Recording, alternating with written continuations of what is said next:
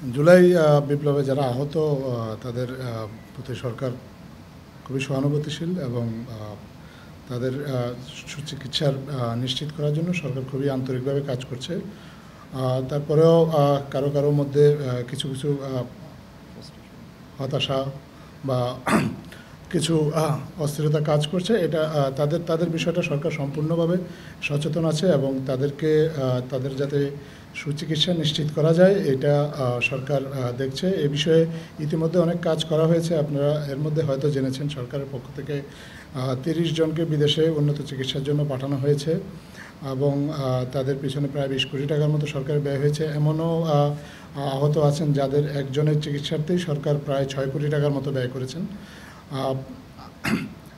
বিদেশ থেকে, সিঙ্গাপুর থেকে এবং অন্যান্য দেশ থেকে ডাক্তাররা এসেছেন, তারাও দেখছেন এবং তারা পরামর্শ দিয়েছেন আরও কয়েকজনের ব্যাপারে যাতে তাদেরকে বিদেশে পাঠিয়ে উন্নত চিকিৎসার ব্যবস্থা করা যায়, সেই বিষয়টাও প্রক্রিয়াধীন আছে। এছাড়া আহতদের এবং নিহতদের যে পরিবার যারা আছে, পরিবারের সদস্যদের পুনর্বাসনের জন্য সরকার ইতিমধ্যে প্রায় 65 কোটি টাকা বিতরণ করেছে জুলাই ফাউন্ডেশনের মাধ্যমে। জুলাই ফাউন্ডেশনের মাধ্যমে এই টাকাটা বিতরণ করা হয়েছে এবং প্রায় 3000-এর অধিক আহত যারা আছেন তাদেরকে আসলে আর্থিক সহযোগিতা দেওয়া হয়েছে সরকারের পক্ষ থেকে। ধন্যবাদ। স্বাস্থ্য উপদেষ্টা মাননীয়, ওনার দায়িত্ব আসলে তাদের যারা আহত হয়েছেন তাদের সুচিকিৎসা নিশ্চিত করা, তাদের সান্ত্বনা দেওয়া না।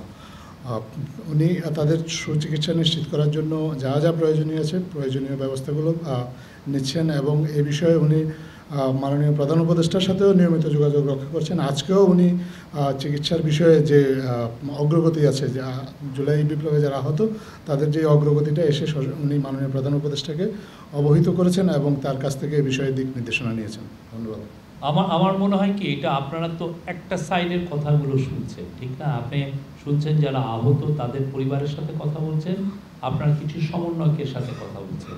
আমি আপনাকে রিকোয়েস্ট করব যে আমাদের মাননীয় হেলথ অ্যাডভাইজার আছেন, সেখানে স্পেশাল অ্যাসিস্ট্যান্ট উনি আছেন, আপনারা তাদের সাথে এই বিষয়গুলো আলাপ করেন না, আপনারা নিয়ে আসেন, তার বক্তব্যগুলো নেন, তারপরে দেখেন যে আপনি এই উত্তরগুলো পাচ্ছেন কিনা। আপনি তার কাছে যাওয়াটা, কারণ একটা নিউজের তো অনেকগুলো সাইড থাকে। একটা হচ্ছে যিনি ভুক্তভোগী বা যিনি সত্যিকার অর্থে আহত হলেন বা যিনি ভিকটিম, তার তো একটা বক্তব্য আপনি নিচ্ছেন, উইচ ইজ ভেরি গুড, মানে জাতির জন্য এটা একটা খুব উপকারী জিনিস। কিন্তু আপনি অ্যাট দ্য সেম টাইম ওনার কথাগুলো আবার নিয়ে আপনি আমাদের হেলথ অ্যাডভাইজার, আমাদের স্পেশাল অ্যাসিস্ট্যান্ট আপনি জানেন উনি মানে উনি পিজি হাসপাতাল বা ওই মেডিকেল ইউনিভার্সিটির উনি প্রধান ছিলেন, এই বিষয়গুলো উনি খুব ভালো জানেন। তো আপনি ওনাদের বক্তব্যটা নেন, নিয়ে আপনি আমার মনে হয় একটা কনভিন্সিং উত্তর পাবেন। আপনি জানেন হিউম্যান ট্রাফিকিং নিয়ে আমাদের অনেকগুলো সেল কাজ করছে, র্যাবের সেল আছে, পুলিশের সেল আছে, সেগুলো আমরা অনেক নিবিড়ভাবেই এটা দিয়ে কাজ হচ্ছে। তারপরেও দেখেন এই এইগুলো কাজ হয়ে যায় এবং এগুলো খুব আন্ডার দ্য রেডার, এগুলো অনেকগুলো হয়ে যায়।